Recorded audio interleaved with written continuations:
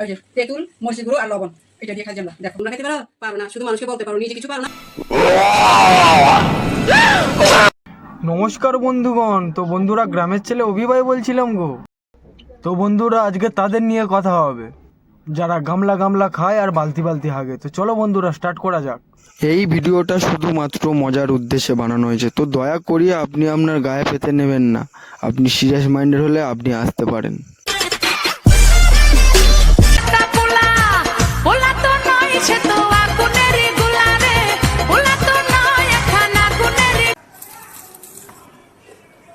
না না, মারা উচ্ছে খাওয়া ভালো, তা বলে এটা নয় যে গরু ছাগলের মতো উচ্ছে খেতে হবে।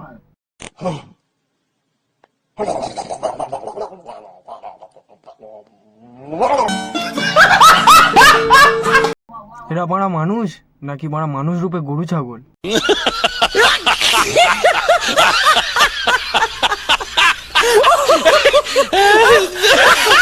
কতগুলো উচ্ছে নিয়ে বসেছে দেখো, যেন মারা খেতে পায়নি। যেমন গরু ছাগলরা খায় তেমন খাচ্ছে।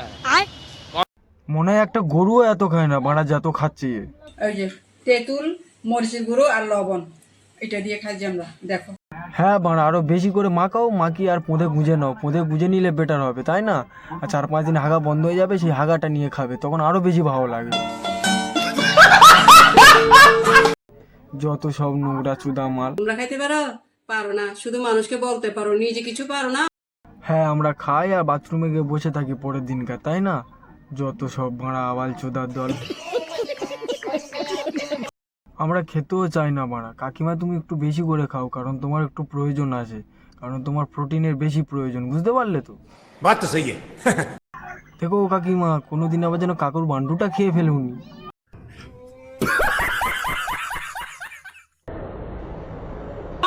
যা বাড়া, এটা আবার কে বানালো? এটা দেখে তো আমার একটা কথা মনে উঠলো। अच्छा, যেমন শাহজাহান মুমতাজের জন্য তাজমহল করেছিল, তো বন্ধুরা, তাজমহল করার পরে কি করেছিল? ওই তাজমহল দ্বিতীয়বার যেন না আর করতে পারে, ওই কারণে সেই কারিগরের হাতটা কেটে নিয়েছে। তো বন্ধুরা, এই কারিগরটা এত সুন্দর জিনিস করেছে, পরবর্তীকালে যেন না এই জিনিসটা করতে পারে, ওই জন্য এরও কেটে নেওয়া হোক। তবে এর হাত নয়, এর কেটে নেওয়া উচিত কি বান্ডু।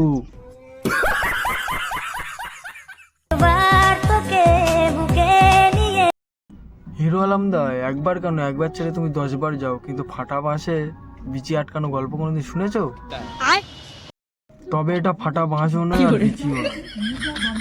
এটা হলো একবার তোকে বুকের মাঝে, ওই বুকের মাঝে যদি বা তুমি একবার যাও, তোমার বান্ডু মার্কা থমনাটা নিয়ে কি অবস্থা হবে বুঝতে পারছো তো? শিলনোড়ায় যেমন আদা বেটে, তোমার ওরকম আচ্ছা মতো বেটে চলে যাবে, বুঝতে পারলে তো? ঠাকুর দেখতে, প্যান্ডেল দেখতে, তো এখানে এসে আমার এক্স গার্লফ্রেন্ডের সাথে দেখা হয়ে গেছে। আমার মনে ভীষণ খুশি আজকে। যাই হোক, দাদা মেলাতে ঘুরতে গিয়ে দাদা এক্স গার্লফ্রেন্ডকে পেয়েছে, আবার পুরনো প্রেম পেয়েছে। দাদার মনে বিশাল খুশি মারা। সব পরিবারে এসেছি, এই দেখো ওরা ওখানে দাঁড়িয়ে আছে। আজকে থেকে আমার সাথেই থাকবে, ঠিক আছে? হ্যাঁ, আজকে থেকে আমার সাথে থাকবে তো? হ্যাঁ, ওরা রাজি হয়ে গেছে। एकदम इन्होंने वक्त बदल दिया, जज्बात बदल दिए, जिंदगी बदल दी। ओ भाई, मारो मुझे, मारो मारो मुझे, मारो। হে ভগবান, কোথায় আছো? তুলে নাও আমাকে। যা বাড়া, এটা আবার কি হলো?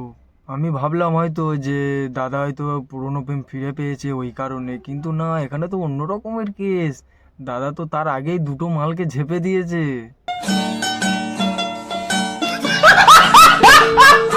মানে তার আগে দাদা দুটো বিয়ে করে নিয়েছে, আবার ফিরে তাদের সামনে এক্স গার্লফ্রেন্ডের সাথে ভিডিও করছে, আবার বলছে তাদেরকে বাড়ি নিয়ে যাবে।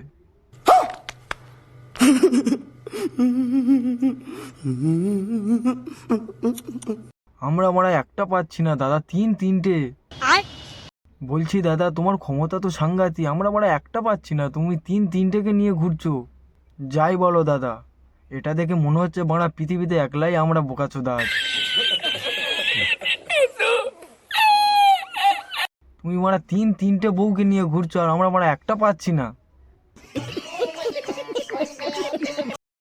ভগবান, জানি না এই পৃথিবীতে আরো কত কিছু দেখতে হবে। अच्छा।